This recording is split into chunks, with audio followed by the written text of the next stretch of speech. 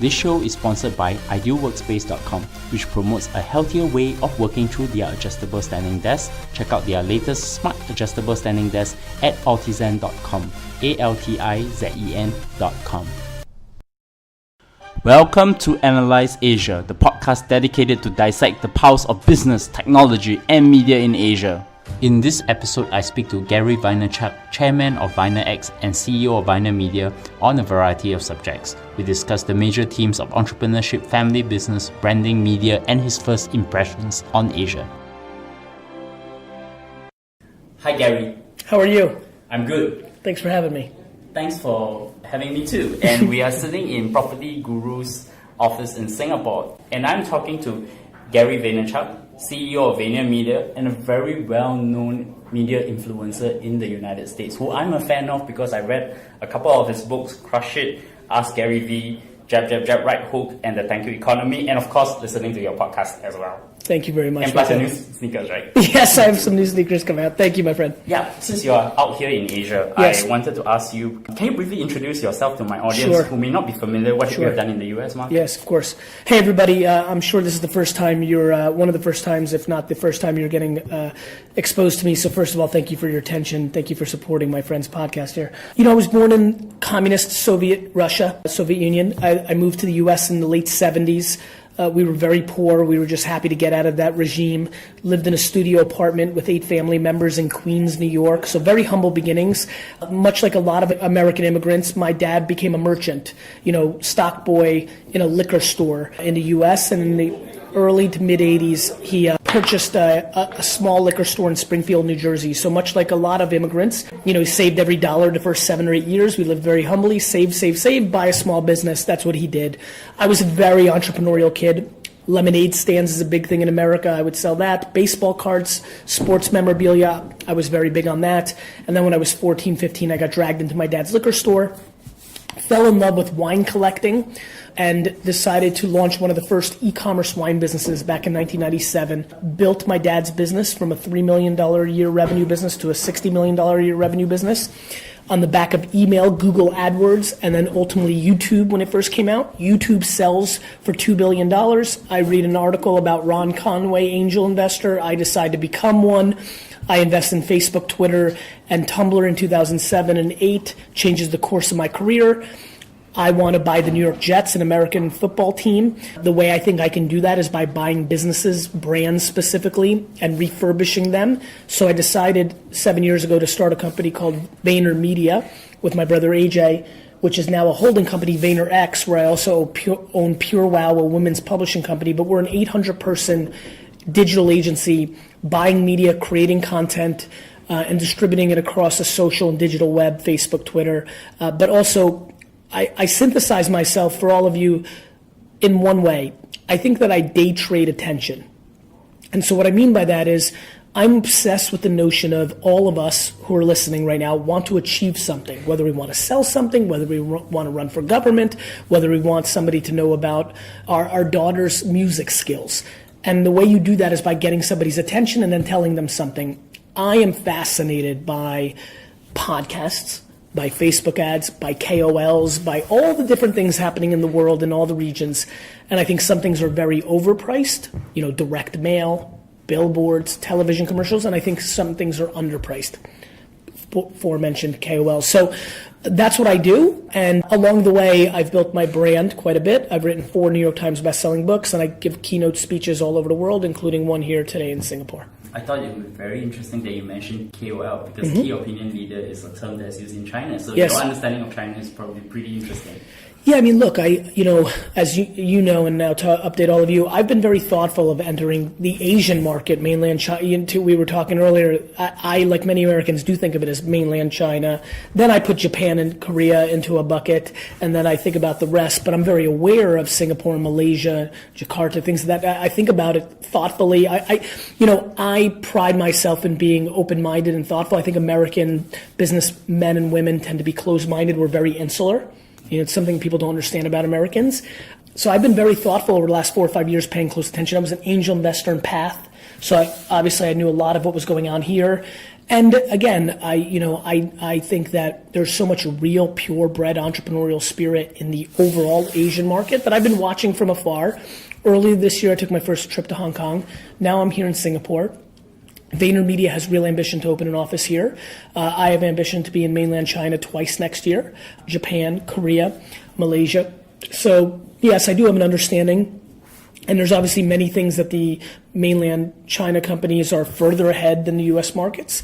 And there's also uniqueness in Southeast Asia, platforms and execution that I'm always paying attention to because I try to figure out, do they make sense in an American environment? How are our citizens different? What are the infrastructure differences?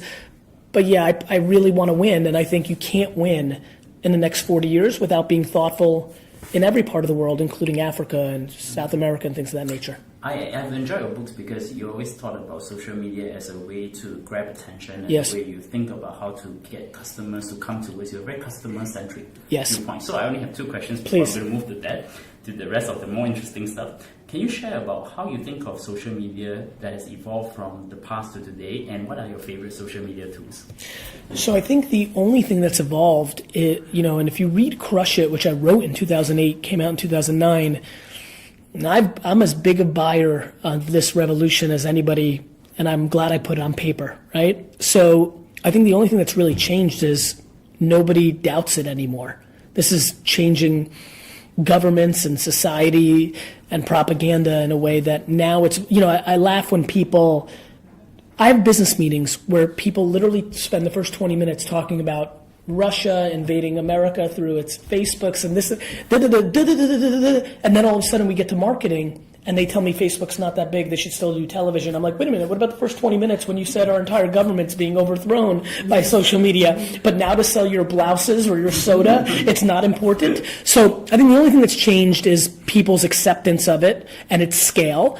My favorite right now is definitely Instagram because of its flexibility and because of its overwhelming attention, and because if you're trying to sell something to somebody 20 to 45, it is the platform, along with Facebook, but a little bit more because under 27, it's got so much more juice than Facebook.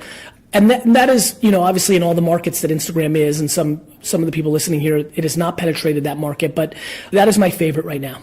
I enjoy your books. One of the things is the way you think about business pragmatism, and of course the story of your family business. So I wanted to talk about your two books, Crush It and Ask Gary Vee, and since you are here. So in Ask Gary Vee, I know in the first chapter you talk about the clouds and the dirt as a metaphor of looking at high-level principles, such as bring value to the customer, always play the long game of lifetime value. Can you talk about how do they guide you in terms of how you think and how you execute? Because you seem to be able to bridge it pretty quickly, and you feel that execution is really the key to everything.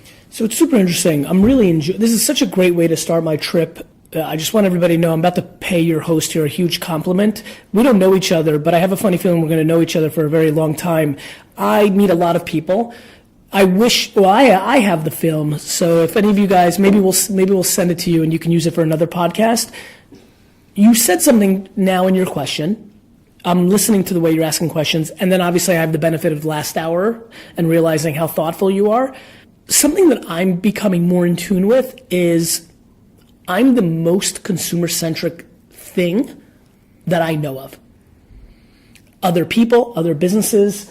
I'm watching how two of my partners in crime, Rice and David D-Rock, just reacted. I'm unbelievably consumer-centric.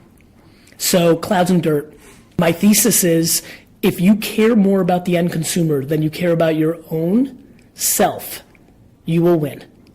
So I talk a lot about 5149 for people that really follow my content. I really live it. I really genuinely live it. I never make short-term financial decisions. I'm always trying to bring more value to the other party. I do that for a couple reasons. Number one, I think I'm talented enough to get quite a bit in my 49.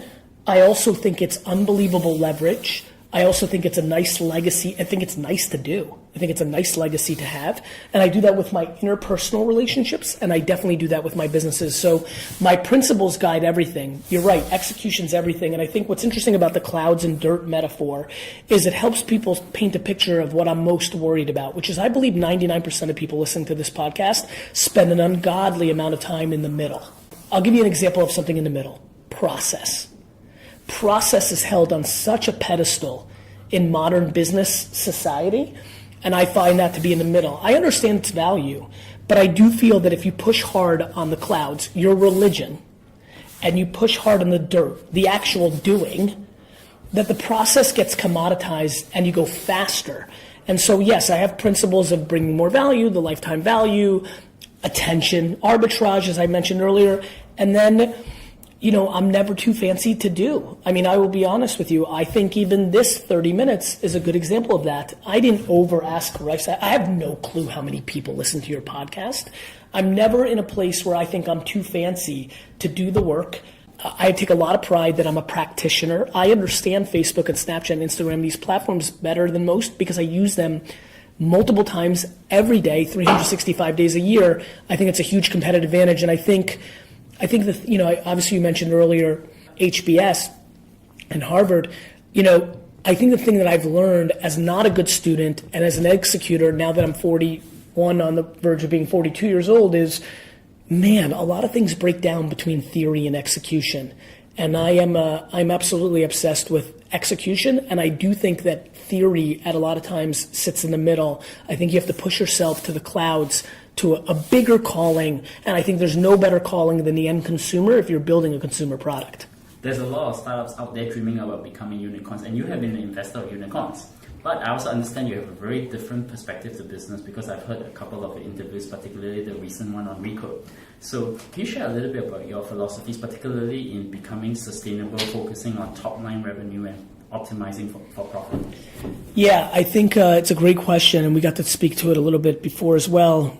I'm just trying to make all of you who are listening jealous that you missed out on so much good stuff before we started the podcast, so I'll try to fill you in. Yeah, I think, again, and I'm going to give you a compliment, the fact that you used consumer-centric and you used practicality, I feel like a lot of people are confused by me. I think I do a very good job building a persona that makes it a little bit of an enigma. The fact that you've been able to synthesize me makes me think you're smart, which is interesting, and I guess this is what it comes down to. My friends, we're living through the greatest era of financial arbitrage machines. When I hear unicorn, yes, there's the companies that have been successful, but to me, I'm worried because I think most of the people that are deemed unicorns today are just rhinoceroses wearing outfits that look like a unicorn, because a lot of the current unicorns are not sustainable with a macroeconomic slowdown. And so, you brought up a great point, which is it may not be the way we manipulate economies. It may be something like war or something else that creates a need for liquid that will force a correction. I think that's exactly an astute observation. And to me, the question is very simple. So, for example, the business I run today, it's a $150 million a year revenue business. It makes some level of profit this year, the least that it ever has. However, if shit got difficult next year, even during the Great Depression, brands advertised. Right? Not everybody goes out of business. If shit hits the fan tomorrow, every brand in the world is going to start scrutinizing how it spends its marketing dollars. I believe if every brand lost half of its marketing budget next year, everyone, that my company would grow 10x because they would have to scrutinize where they spend their money, and spending it with us is far better than spending it with WPP agencies that want to sell highly profitable television and programmatic banners. So for me, I'm thinking about that. I think a lot of the unicorns are not profitable and they need the next round of capital. And if that goes away, their businesses break. And so I'm yelling because it's too late for, Spotify or Ubers or all these big companies. They're on their way. They're on their way. But there's a lot of young kids who are in the middle, who are raising their A or their B, who have no thought, none, of actually building a business. What they're trying to do is build a big enough valuation so that on their third fundraising round, they can take money off the table. The fact that there are kids who are able to get to a C and D round and are able to take tens and hundreds of millions of dollars off the table without ever building a successful business is clearly attractive. That's fine for a founder or two. But when the shit hits the fan, that's not going to be good for the investors and, more importantly, in my opinion, the employees. And I have a problem with that. Suppose today you can tell your 20-year-old self something on business. What would be the advice you give him that you should know? That's a good question. I would say that your intuition is right. That as long as you don't die, this is a marathon, And it's a hell of a lot better to train for a marathon than a sprint. And that's it. Like, I'm so grateful for where I'm sitting today, heading into the prime of my business career with really deep fundamental skill sets that will help me navigate through no matter what happens going forward, both emotionally and in business. And so I was a very unique kid. I built a very big business in my 20s and was still paying myself $60,000 a year and didn't need stuff because I wanted to be all-time great. And I kept reinvesting in my businesses instead of buying watches and sneakers and cars. And I wouldn't really want to say too much because I would be scared if I said something, that kid would do something differently than he did. Since we are in Asia, that most businesses are actually driven by family, and one of the things I actually identified when I read Ask Gary Vee is that you also work in your family business too, and I think that's probably one of the most interesting and very under-talked in most of your interviews. So I want to ask you, what is the experience like, and how do you navigate the dynamics in working with family? Good. So I've been getting in tune with this a little bit more now that AJ has left VaynerMedia. This is probably the first time I've really operated in some pseudo capacity of not having family with me in my entire career, even though AJ's still on the cap table and things of that nature, and I still talk to him about it. Though to his credit, he never asks and lets me do my thing. It's probably the thing I'm most proud of. I think when people look back at my career and dig under the hood, which even me saying that speaks to the audacity that I have, and I want to be an all-time entrepreneur, I really do, but not because I say it, because I execute. I'm very proud that from 22 to 34, I built my dad's business for him. To give you the answer for everybody who's listening, because it's very hard, the reason I've been able to make family businesses work is because I love my dad and brother more than I like money. It's just really not complicated. Family businesses are difficult because you're choosing between family and money. Let's make it very binary. You can pull over on the side of the road right now. You can turn off your treadmill. You can stop walking your dog. I promise you, that's all that's happening. It's the love of your family member versus the money, and what's overlaid, and the hardest part is pride, or the score, as I call it. My biggest problem hasn't been the money. It's been the competitive nature of trying to figure out who's better, me and my dad, me and my brother. The thing that has been most difficult is the narrative on who's driving the ship, who's the best player on the team, and getting the respect back and forth. And I would say it was easier with my brother than it was with my dad, that would make sense. But I think the reason I've been able to be successful is a little bit of 51-49. As I talked about earlier, I do that with my two family members. But I would say this, it is easily the most difficult thing that I think most people have to go through, because first of all, it's hard enough to build a business. When you overlay the emotional baggage of family dynamics, insecurities, fairness, and I also only worked with my brother who was 11 years younger. If my sister had joined the business, and she was 3.5 years younger than me, if she joined the wine business, that would have been another dynamic. It is very difficult. And I would tell everybody the following line. You've got to try your best to take a step back and think about the funeral of the other individuals and take that into account. The thing that always allowed me to navigate was I didn't want to be at my dad's funeral and have regret. And I felt that it was better to leave a lot of money on the table and bet on myself in the long term that I would be able to close the gap than to have no relationship with my father. And I think, for a lot of Asian youngsters, I feel like the Russian and the Asian family dynamics are far more similar than, let's say, a Russian or Asian dynamic to an American family. And so I think a lot of you are going to understand that. But I will say this as well. I don't overreact either. I know your parents, like mine, expected respect. My dad wants respect just because he's my dad. I think that only goes so far. And so if you want to do something that is good for you legacy-wise and you feel good about when your parents are no longer in the picture, I recommend that. But I think you also have to draw lines in the sand for your own pride in your own life. And you have to be okay with making tough decisions.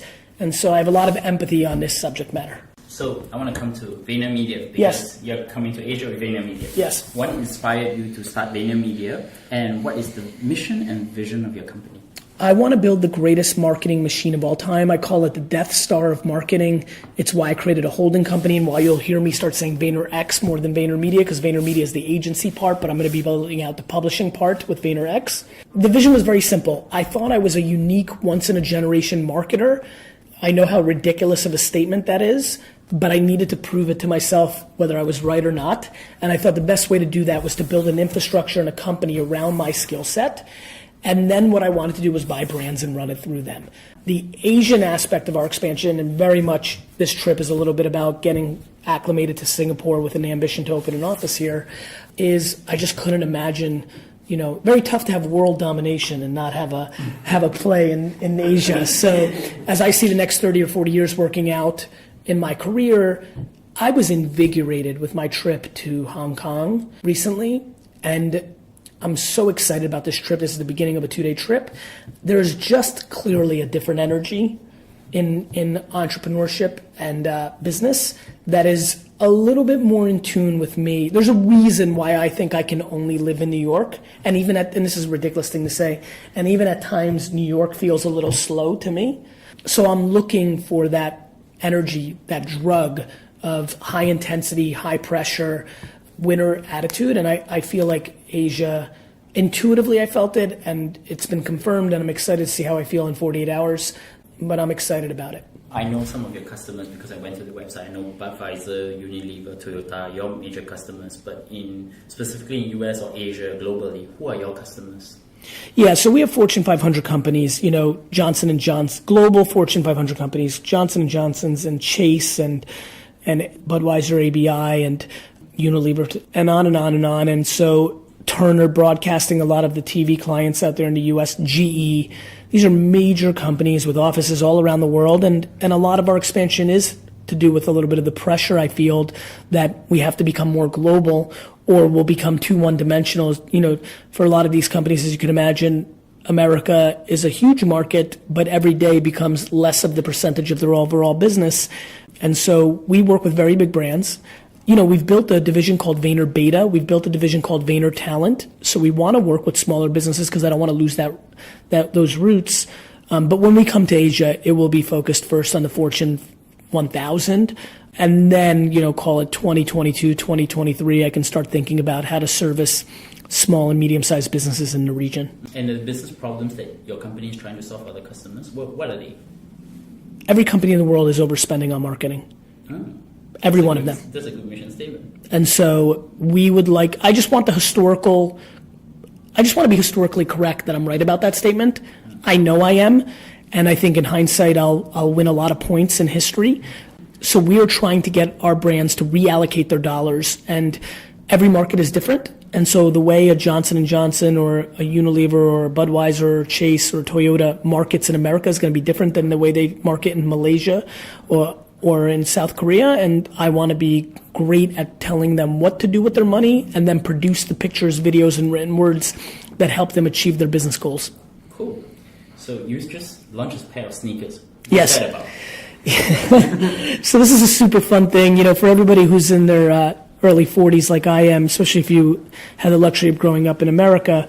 Sneaker culture is very big globally now, but I was a child of the 80s when the Jordans and the Ewings and the Barkleys and the Larry Birds and Magic Johnsons, when sports sneakers became a thing. I was reached out to by K-Swiss about a year and a half ago, and they said, look, Adidas has won by aligning itself with Kanye, and they've won urban culture. Obviously Nike and Under Armour are playing in sports culture. We think that entrepreneurship is a new pillar of fame, and we think you're the face for it. And would you consider doing a sneaker? Before he finished, Barney, the president of K-Swiss, before he finished the statement, I said yes, because it was a win. I always say yes fast when it's win-win. The way I saw it is I also agree that entrepreneurship is now on a cultural pedestal, and I don't think it's going away anytime soon. So I expect other entrepreneurs to have sneakers. And for me, being the first is always interesting. So that was number one. And then number two, if it didn't work, it would be a fun, kind of side note for me and my buddies to make fun of my audacity that I thought I was cool enough to have a sneaker and it flopped and I have 5,000 pairs sitting in my garage. That's interesting. So you're in Asia now. Yes.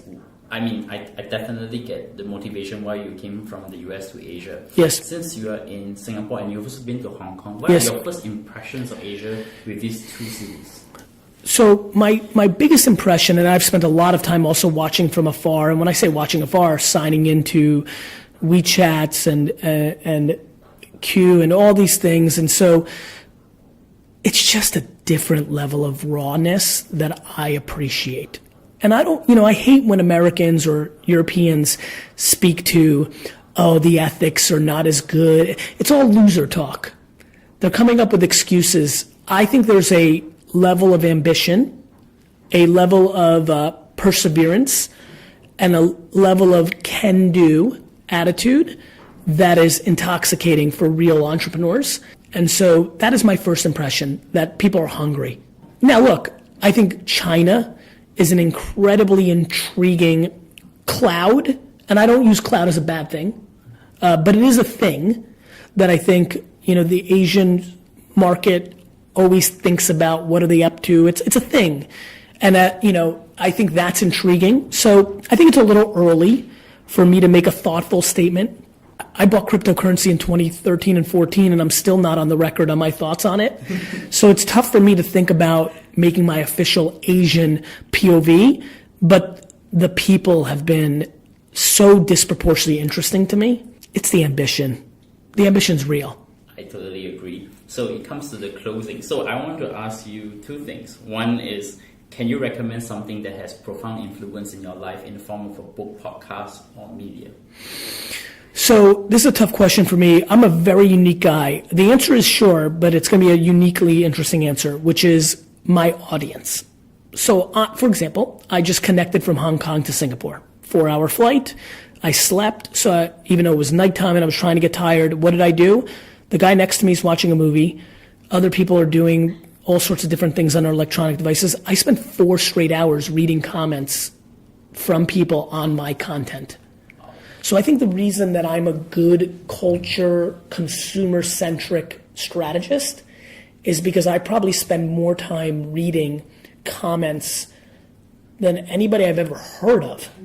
So when I used to talk about, and thank you economy, engage with, when I talk about reply to everybody and things of that nature, what I didn't realize in 2011 that I now do in 2017 was I was already reading everyone. So the addition of replying seemed like a very lightweight ask. What I didn't realize intuitively is that most people just post and want people to like and share and read none of the qualitative feedback. And in that qualitative feedback is how I make so many of my decisions. So the most profound impact on me, I've read 0 business books. I listen to no podcasts. My consumption patterns are documentaries or my audience, and my audience takes 95% of it. Now, when I say my audience, again, this is why I'm drawn to you. I will read 1,000 comments. 7 of them will be very thoughtful, because 95% of the feedback on me is the same, which is they think I'm a charlatan or they put me on a pedestal, which is amazing. I like both, by the way. I love when people think I'm the greatest, and I love when people think I'm shit. They both feed me tremendously. But when somebody says something thoughtful, interesting, or observes what I'm doing in a thoughtful way, it's not only that I read that, then I'll click on them. And then I'll be 20 minutes into a rabbit hole of who else do they follow? What else have they said? What are they doing? And that has been unbelievably effective for me. So that has been my greatest impact on me, which has been the audience itself. So I would definitely check out all the comments and drop you a note. Please. So my last question, and I think this is really, for me to you, is a dumb question. How can my audience find you? They can find you almost everywhere, right? Yes, I mean they can. And ironically, one of our big strategies is also to build out my mainland China profiles as well. But I would say Facebook.com/Gary, or the podcast is being consumed unbelievably globally. So the Gary V audio experience in a lot of iTunes or Google Play or Stitcher or Spotify or things of that nature. So, or you can Google or search Gary VEE. Usually something will pop up. I'll make it very simple. You can find me at Bernard Leung and bernardleung.com. You can also find our podcast on iTunes, Stitcher, SoundCloud, Acast, and tune in. Of course, Google Play in the US market. Tweet to me, give me your most earnest feedback. And of course, I'm very honored here to actually talk to Gary Vaynerchuk, and I would definitely talk to you again at some point. 100,000%. Thank you, guys.